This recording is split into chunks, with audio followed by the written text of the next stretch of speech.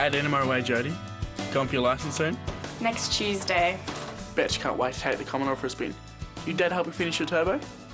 I helped him, and that was like 2 months ago. Dad wants me to modify a Skyline for him next, just after I get this resume down. You're still applying for the apprenticeship? Of course. Not you too, I didn't know you could fix an engine. Nah, doing some vet sub expo next year. Right now, I just want some casual work. There's a store person's job this local paper company I'm going for, so I can stay up to my car for you to transform. For many students, whether at secondary school, TAFE or university, part-time work and casual work is essential. But many students are also looking to enter the permanent workforce too, whether through apprenticeships or other training programs. Whatever your situation, one of your first tasks is to tackle the resume. This program will assist you in preparing and presenting your resume. We'll look at researching the job, addressing selection criteria, writing a resume, writing a cover letter, and sending your resume via email and mail. We'll also speak to a variety of experts along the way.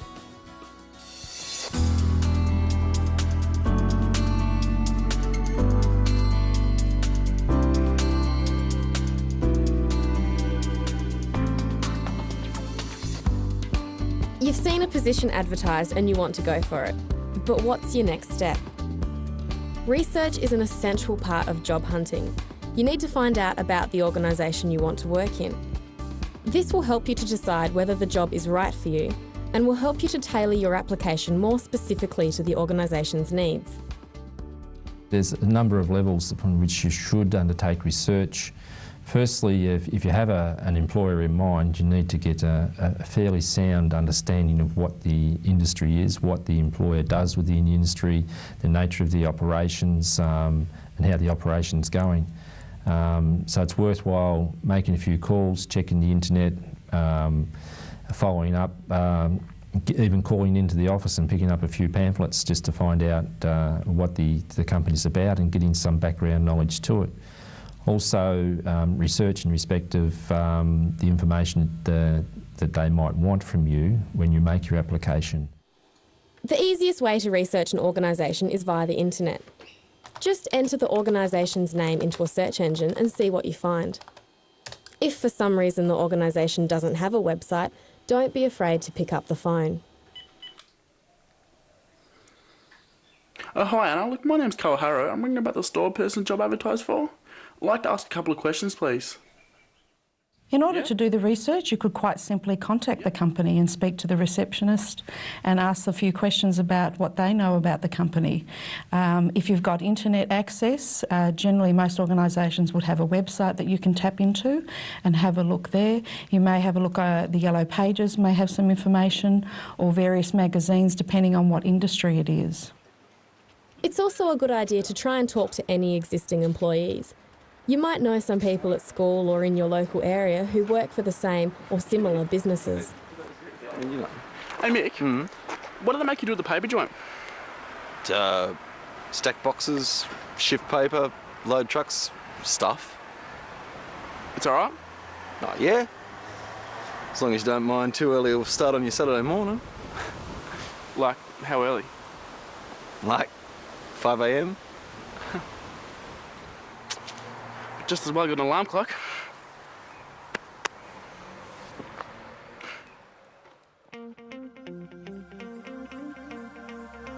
Research is the first step to preparing a powerful application. Find out about the company you want to work in, as this may put your application ahead of the rest.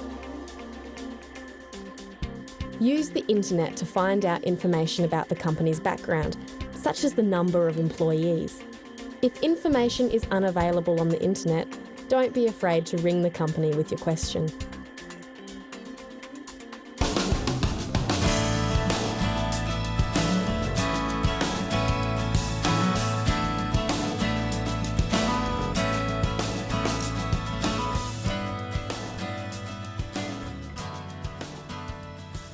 I'm sure they put all this in as a joke. The selection criteria? There's so much of it. I mean, I know what I can do, but not all my experiences fits neatly under these headings. The purpose of the selection criteria is to ensure each job applicant possesses the essential skills and experience needed for a position. Selection criteria allows employers to quickly and easily assess suitable and unsuitable applicants. Basically, they're designed to level the playing field. It means that the organisation can assess each candidate in an objective way and against the same set of standards. And it means that people don't get an unfair advantage because perhaps they're known by somebody in the organisation.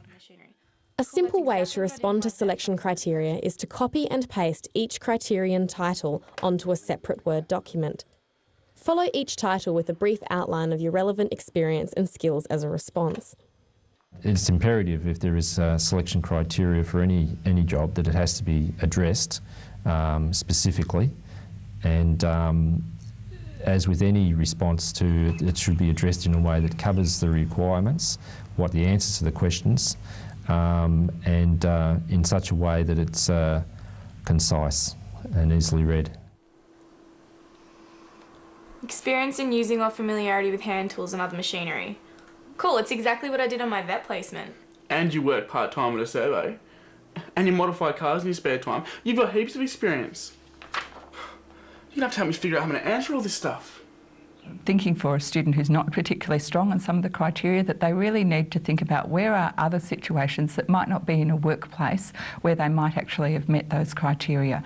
So they might, instead of relying on just the fact that they haven't done any great deal of work, but they could think about what have they done in their sporting teams, what have they done at school in terms of extracurricular activities, where they might be able to demonstrate an example of a time where they would meet those sorts of criteria. So if the question's about their communication skills, they might think about a time when they've been part of a debating team, and they use that to show that they've got some communication skills. So it's not relying on the fact that they've had to use their communication skills in a workplace, but they've done it in other situations. Right. So me being captain of the soccer team shows I've got good communication skills? Yeah, and it also shows that you've got good leadership skills, but can also work as a team. So ability to work cooperatively. Teamwork, cool. Try not to be intimidated by technically worded criteria. Often this wording disguises relatively simple questions. Selection criteria, I think, is really clothed in a bit of mystique, and I don't think it needs to be. I think it's really an employer trying to be of assistance with saying how they are going to make their decision. What are going to be the important things that they are going to base the people that they're going to choose for interview and, in the long run, choose to hire. What are going to be the important things about the job they have to do and the person that does it. Other people may prove useful in helping you understand the criteria. But if you're really unsure, don't guess at the meaning. Don't be afraid to ask someone for further clarification. Some people feel reluctant to ring employers or potential employers to ask them about what the selection criteria actually mean and what they're really looking for. In fact, it happens so rarely that the employer's not going to get annoyed at all. There's nothing worse than applying for a job which requires a response to selection criteria than making assumptions about what the criteria means. Because if your assumptions are wrong, you won't get the interview, even if you are the best candidate for the job. Selection criteria helps employers assess applicants. Outline your relevant skills and experience under each heading. Don't be intimidated by the wording and ask a friend to help you interpret the criteria. Ring for further clarification if required.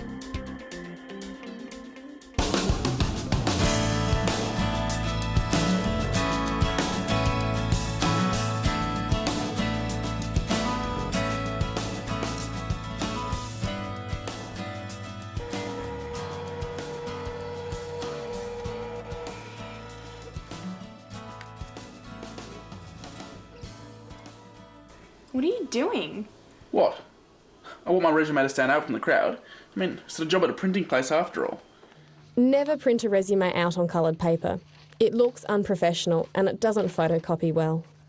Unless the position you're applying for depends on your appearance, avoid attaching photos too. Photos lose quality when copied, and they can serve to bias the reader against you, even if you are visually attractive. A resume is your marketing tool. It describes your experience and skills to a prospective employer. It should look neat, clean and professional. To have a resume that is clear, it needs to be straightforward and concise. I don't think tricky, novel resumes really do anything other than an initial, oh, it's pink, or oh, it's green. It still is what's on it, and how easy it is to follow, and what sort of a statement that makes about someone.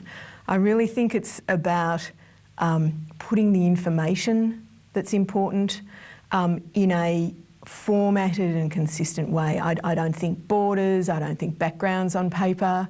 I think they're all a distraction. A good idea is to do some research. Buy a book or use the internet or Microsoft Word sample templates to see how other resumes are constructed. Websites such as My Future and some of the commercial job-seeking websites have information about resume content and format. You may also choose to speak with a professional careers advisor about the best way to format your resume. Ideally, your resume should include a list of skills, a work history with dates, company names, positions and responsibilities, any recent academic achievements, and recent work achievements.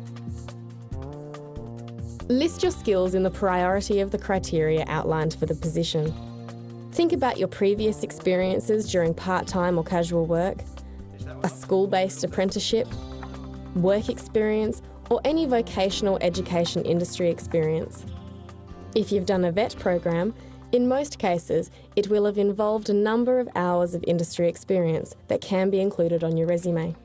Aspects of VET or vocational education training that should be highlighted on your resume are those courses that are most relevant to the prospective employer. If you're going to be an electrician, the pre-apprenticeship course, Certificate 1 Electrode Technology should sit high on the list. Any other vocation training or education that's been undertaken should also be mentioned. There might be a course in electronics or something like that, which obviously gives a background into the fundamentals of electricity, which apply across all disciplines. And any training or any experience should be ranked in respect of where you might think it'll assist you in getting your qualities across to the prospective employer. If you haven't yet gained experience in those areas, think about how your contributions to sporting clubs or volunteer work have helped you develop skills in particular areas.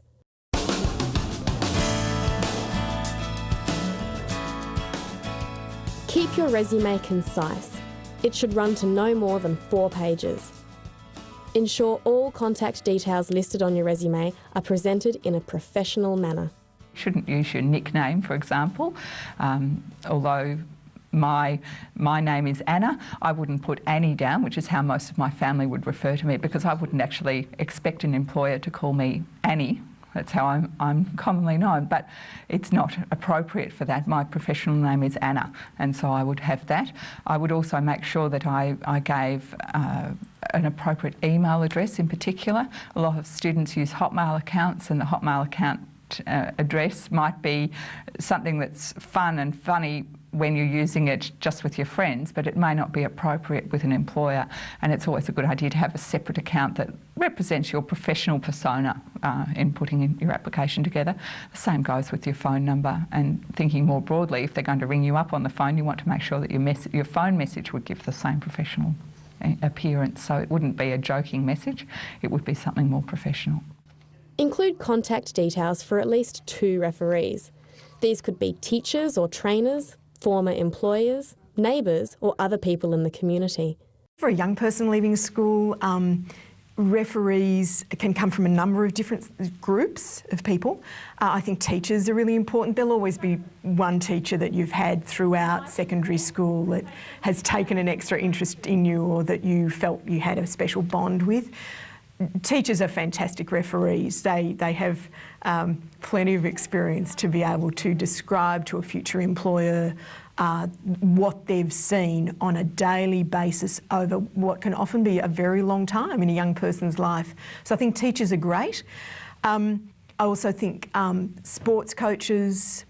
I also think neighbours, family, friends, particularly family friends that are in business, who employ people themselves and are able to talk about the sorts of people that they have in their employ and compare this person with those people. But you only did work experience at the factory for 1 week. It says here 3. Do you reckon they'll check? Well, what if they do? Never lie on your resume. Everything you put on your resume will need to be verifiable. And I've read resumes where people seem to have conquered Mount Everest and split the atom and cured the common cold all in 15 weeks. And it's kind of, well, you know that's not possible, and you know that a person with the kind of experience and skill base that's writing the resume has got, that they couldn't have possibly done all those things. And don't forget, employers are generally intelligent people. That's why they're the boss. That's why they've got the money to employ you, because they've, probably experienced a fair bit more than you have, and they'll see through any exaggeration or lies. Even if you get to the interview by exaggerating or lying, because remember, the purpose of a resume is to get yourself into an interview. Even if you get to the interview, the person interviewing you will ask you some hard questions about the things that you say in your resume. Finally, before sending your resume, ensure to spell check it. Use Australian spelling and have someone proofread it for any other errors. A resume is your marketing tool. It should outline your experience and skills in a clear, precise format. Seek formatting examples from books, the internet, or careers advisors, and ensure your resume is no longer than 4 pages. Don't use coloured paper, don't include photos, and don't lie about your experience. Include contact details for at least 2 referees, and check for spelling or other errors before sending.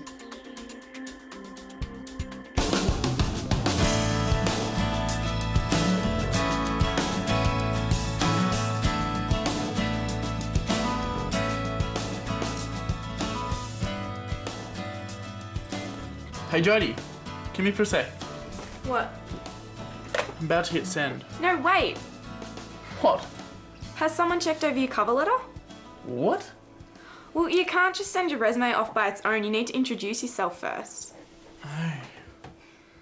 A cover letter is a summary of your application to an employer. It includes your contact details, it includes the job advertisement of the particular job that you're going for. It also includes what your skills and abilities are in relation to the position that you're applying for. A cover letter provides the employer with a summary of why you are interested in the position and what you can bring to the job. It should be clear, concise, and should contain 3 sections. In the first paragraph of your cover letter, you should include any reference to a particular position that you're applying for. So if it's got a job code, you should tell the employer where you've seen the position, say if you've seen it online, if you've seen it in a particular newspaper, and the date that it was advertised, so that it's very clear to the employer the job that you're going for. The middle paragraph is a summary of the skills that you have in relation to the position that you're applying for. So it's a very succinct area where you can tell the employer, yes, you do have your good communication skills, you are a team player, you do have good attention to detail, and you have an interest in, say, the retail environment. Your final paragraph should tell the employer that you're looking forward to hearing from them in the future and that you've attached your resume for their perusal. Remember to address the advertisement's criteria. Your cover letter should include some of the following phrases.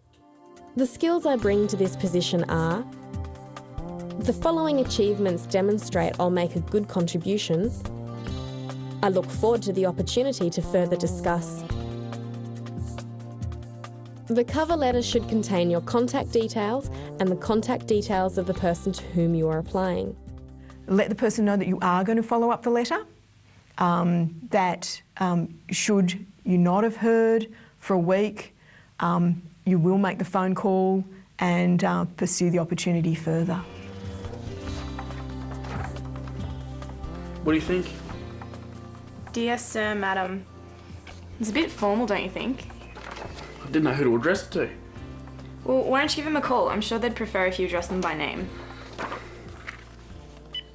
If the advertisement does not say who the person is that you should write to, in other words, it doesn't give you your name, you pick up the phone and you ask who is the manager or the executive who is looking after or going to hire for this position. And you write to them. You say, dear Ms. Smith, dear Mr. Jones, whoever they are. If you can't find that information, don't use dear sir, madam at all, because you never know, the reader at the other end might get offended by that. So it's best not to even use a salutation at all if you can't find out who the person is. Another tip for first-time job seekers is to position yourself as enthusiastic and willing to learn. You need to be able to demonstrate communication skills, a willingness to cooperate, preparedness to work within a team environment or to work in less supervised circumstances. Often when a student has come straight from secondary school and is looking to enter the workforce, the best thing that they have to offer is in fact their enthusiasm and energy and willingness to learn a whole new set of tasks and responsibilities. Often older workers are perceived as being stuck in their ways, whereas a younger worker might in fact have lots of energy and be prepared to get in there and perhaps also take on some of the more mundane tasks in the first place in order to acquire the skills. So that's something you can always sell to an employer, is that you've got that energy and enthusiasm. The cover letter is a summary of your interest in the position and your skills. It should contain your correct contact details. Find out the name of the person you are writing to.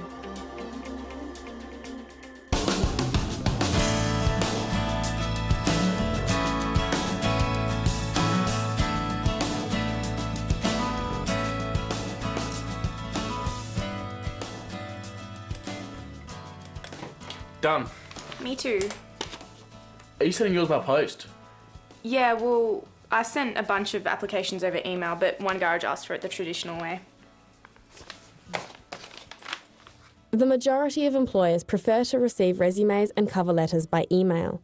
If this is the case for you, be sure to include your name, the job position, and any reference number in the body of the email. This way the employer can contact you should something happen to the attachment. In some instances, you may be required to send your resume by post. You need to be prepared in your job search, and having a resume ready is just one, and having it ready to send out is just one of those parts of being prepared.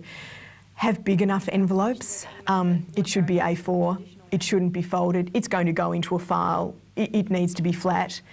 So you need to be prepared with big enough envelopes, the right postage, and not wait till the final day for applications. We have a bit of a rule that usually it's the first people that apply that A are the most eager and B are probably the most appropriate. And also the process usually doesn't start and wait till the closing date for applications. The process starts, it just finishes at the finish date. So getting it in and being prepared is important. Occasionally, an employer may ask you to fax your resume. If you do, check that all pages were received at the other end. If you can avoid faxing, do so. Faxed documents are less visually appealing. Always keep a copy of your application on your computer or in your filing system. This way, you always have a backup if something goes wrong. Most resumes are sent by email. Include your name, the job position, and any reference number in the body of the email. If sending your resume by post, ensure it arrives on time and don't fold it. If faxing, check that all pages were received at the other end.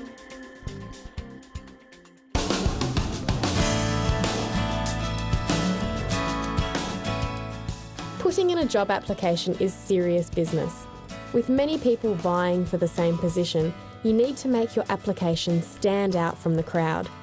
You need a powerful resume. You can do this by following a few simple steps.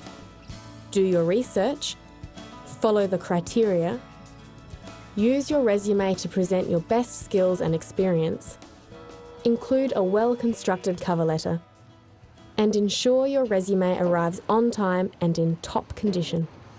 Your resume is just the beginning of the job application process, but a powerful resume can help you get all the way to the end.